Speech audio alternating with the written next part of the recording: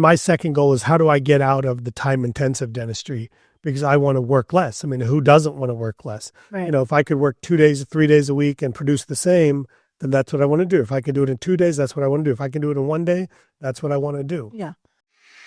We've been misled to believe that dentistry, more specifically the dental business, has to be complicated. Dentistry can be simple, and dentistry should be simple.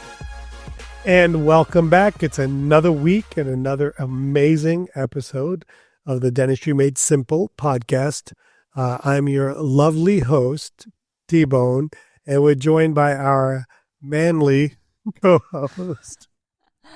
I'm messing with that you. That was very nice. Where did you get that from? I don't know. It just came to my head. Because I said I was still wearing a size, I'm 33 weeks pregnant. I said I was still wearing a size medium pullover. And my husband asked if it was men's or women's. I said women's, but I don't think it was. Hey, I was hoping you were part man now because I would stop having babies. No, but you have a man. You had a man in your belly, but you don't. I don't. I know. So you're like all woman, Yeah. That's no good. Yeah, so that didn't fit at all. So I just think Taylor needs to have another man in his life. No, he's good. He said he's a girl dad through and through. He has no choice but to say that, for God's sake. We're done after this, so don't give him any ideas. Well, before we get into this week's episode, where we're going to talk about growth, productivity, some different thoughts on that, do me a favor. Join our app. Our 3D community is growing. We're almost at 700 people now. I'd love to get to 1,000 here in the next few months. So if you could help by joining the app, all you have to do is go on your Google or Apple App Store and type in 3D Dentist and the app will show up. It's free. You just give us your email address. You register. You can join parts of our community, and then you can explore what we're about. You can communicate more with us on the podcast episodes and just different things in dentistry. So I would love for you to join our app. And then if you could listen to our 3 other podcasts that we have in the 3D Dentist Network, the Millennial Dentist Podcast with Sully Sullivan, the Digital Smile Hub with Dr. Tim Anderson, and the Dental Diaries with Aubrey and Meredith, woman Meredith. All of the above. I was just thinking, like, people now think I'm a man with a face for radio. They don't remember that comment. That was a long time. We've lost those listeners and viewers. I don't think so. Yeah, probably not. Well, speaking of the app, okay. One thing when people call and ask me some questions sometimes, I always say, this would be a great question to ask in the app. You'll get, we have hundreds of dentists, active practicing dentists on there that can give you insight on what they're doing and how they're doing things, or give, maybe some opinions you don't want as well. But that kind of leads us into today's episode. Yeah. Because this is a question that I think you get asked a lot. You were on a coaching call recently with one of our masterminders. Today. And a lot of times, I get this when people want to sign up for the mastermind. They're like, well, I just don't know if I can grow anymore. I'm out of space. Yeah. And how can I grow my business when I don't have any way to expand? We don't have room for more people. And we always laugh and we're like, do you have a 3D printer in the bathroom yet? Yeah. Like, there is space. Do you have a CBCT in your waiting room? Because these are things we've seen, right? But you kind of did a really good one on productivity, yeah, and did the different types of productivity to make sure that the clinical diversity of their schedule is there. Yeah. So talk to us. I thought it would be good for you to share with our listeners kind of those things that you went through and why they're important. Yeah. So, one of the things we track, I've tracked for a little bit of time, and we track with our mastermind coaching clients is there what I call clinical diversity. In other words, where is the revenue coming from? If I use the airplane analogy, is all your revenue coming from Basic Economy and your Spirit Airlines? That's a business model. It's not a great business model, but it's a business model. Airlines just filed for bankruptcy. Yeah, it's a business model. Yeah. I didn't say it's not a great one. Yeah. Or do you have a lot of economy customers, or do you have a lot of economy plus comfort customers, or do you have more business class, first class customers? And many of us don't really think about our production as, breaking it down, at least in the way I'm thinking about it. We think about revenue as revenue, and to a certain degree, revenue is revenue. But when you're looking at capacity and potential or the value of an operatory. I've got 8 operatories. What could I be doing? How come somebody takes 8 operatories and they do 4 million out of 8 operatories, and somebody else takes 8 operatories and they only do 3 million out of it, and they're all busy and it's utilized 100%. And so that to me is what I really want to kind of just plant a seed in your head today about 3 different types of production that I look at. I'm sure there's more, but there's 3 types of production I look at to give you an overview. Number 1, there's what I call DFB, drill, fill, bill.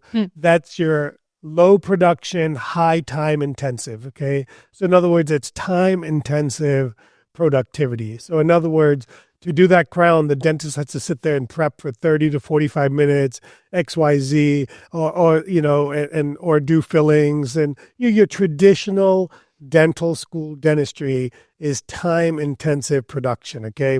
So to do that, that level of production. And so if you grow using that type of production, you're going to continuously need more people and more space, because that's the only way to grow with that type of production.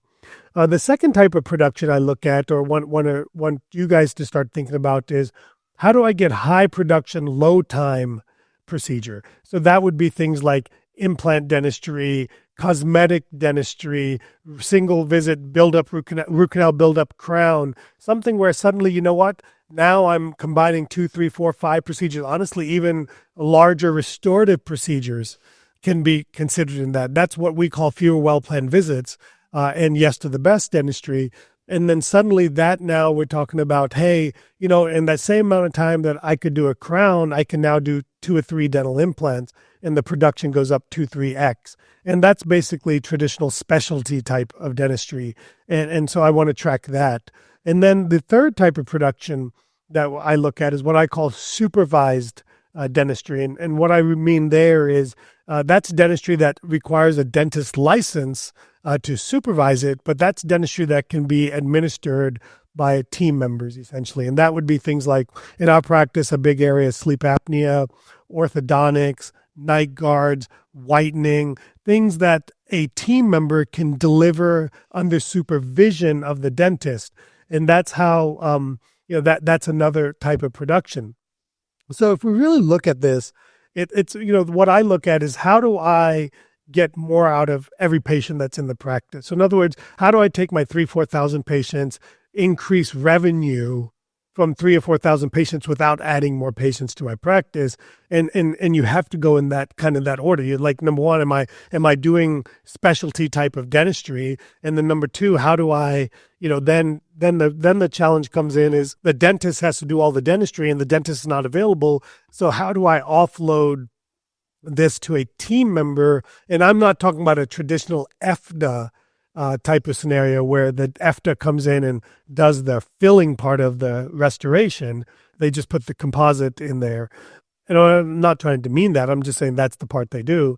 I'm talking about truly, we're living in a world now where your team members can basically, with supervision, take care of sleep apnea from beginning to end. They can take care of orthodontics, clear aligner therapy from beginning to end. They can take care of night guards from beginning to end. They can do so much of that dentistry from beginning to end. And in my world, I'd like to make as much of my production a supervised sport as possible, because it You're like the coach. Yeah, because it reduces the burden on me physically. I think a good way to look at the supervised is, we typically say the doctor doesn't need to come in for more than a social visit or more than a hygiene, more than a check. Even that much. Yeah. Yeah.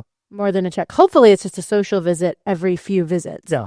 But more than a check, or, hey, I need something kind of thing, or I need you to see this patient. I'm starting to tell my sleep apnea patients, I try to meet them at the consult visit, and I'll tell them when once I talk to them and stuff for a few minutes, as you're mentioning, I'll say, hey, I'm going to give you a heads up. I'm going to turn you over to Liz. She's fantastic. She's going to get you taken care of. The less you see of me, the better, but I'm always here if you need me. Yeah. And then they call and they're like, I'd like to see Dr. Liz. So so that's supervised sport to me. Right. And the best businesses, because look, at the end of the day, the dentist is probably the most expensive human in any bit in the dental business. Right. Okay. So anytime we can transfer production from the dentist to somebody that's less costly and more available, there's more assistants available than dentists. Yeah. There's probably less hygienists available than dentists. That's a different story. But, that's not true, by the way. I was going to say, that's like It's not true. all the community colleges, they should be. Yeah, no, there's more hygienists than now, dentists. We don't believe it right now, but Yeah. So to me, the more I can transfer there, and for me, that's my number one goal is how do we increase revenue there? And then my second goal is how do I get out of the time-intensive dentistry? Because I want to work less. I mean, who doesn't want to work less? Right. If I could work 2 days, 3 days a week and produce the same, then that's what I want to do. If I could do it in 2 days, that's what I want to do. If I can do it in 1 day, that's what I want to do. Yeah. Well, I think so I think a lot of people hear this and they're like, well, that sounds great, but how do I get, and then we have office managers who are like, how do I help my doctor block this time or block these types of procedures? And when we, say that the schedule is their problem, it's a lot of times because it wasn't blocked. And, at first, I think the doctor has to be a huge part of that to help by doing things like the procedural inventory, which I know we've done a whole podcast on, so we won't get into that. But another thing I tell their office managers is I'm like, have your doctor draw a picture for me. Draw me what your ideal day would look like, including your lunches, your breaks, where you want to breathe, what type of procedures you want to do, how long you want them to take, and take that and run with it and slowly turn their days into ideal days, right? And when you can start with just 1 day, it's like, how much better does the office run when we're doing what they want to do? And I think in addition to that, one of the things that you have to start looking at is you kind of have to start tracking what percentage of your revenue comes from different places so that you can set targets. Like, I'm making the numbers up, but let's say, for example, 30% of my practice revenue comes from implant dentistry. I may say, our first goal is how do we make it 35%? Right. How do I make it 40%?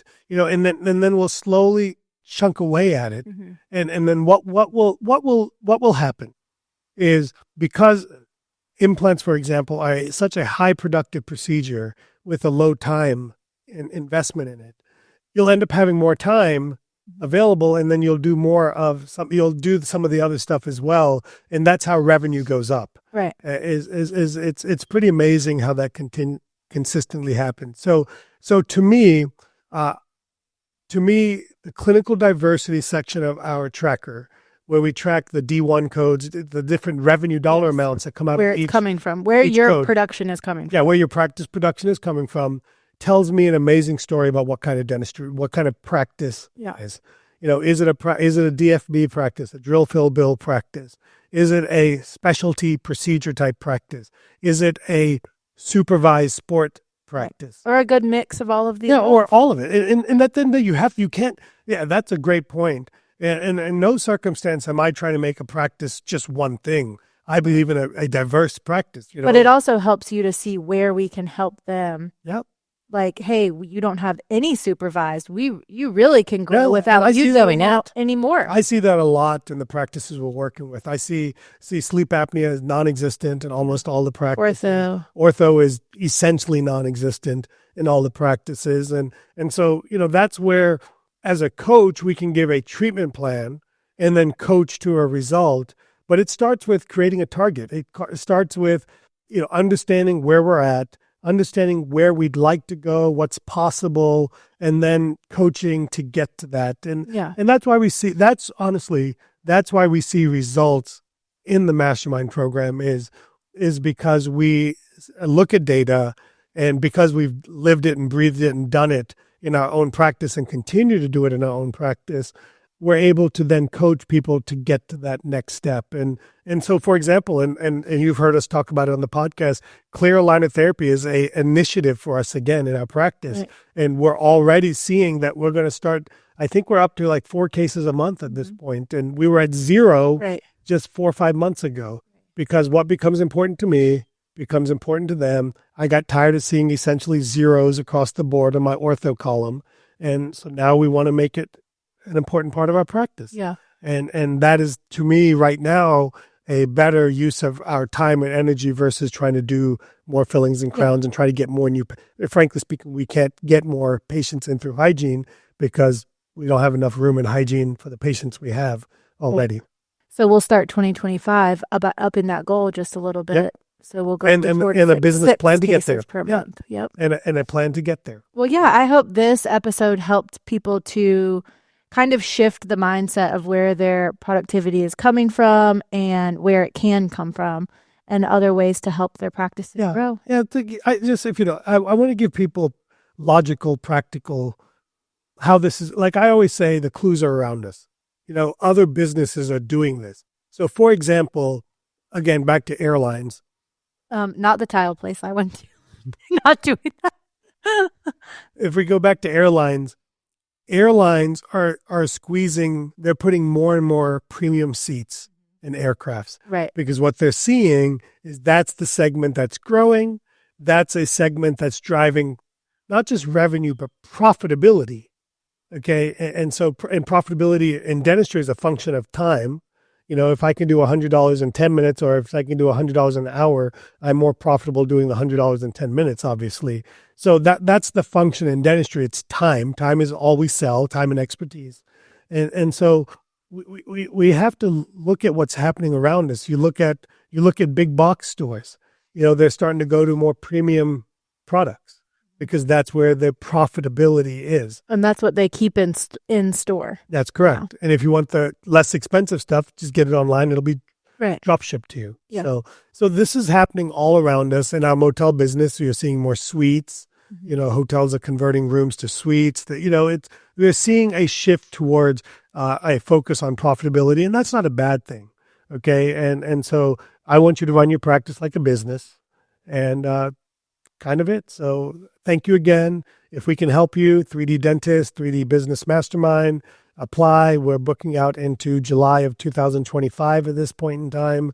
And we'd love to have you join and love to help you win at practice and win at life. Have a great day. See you next week.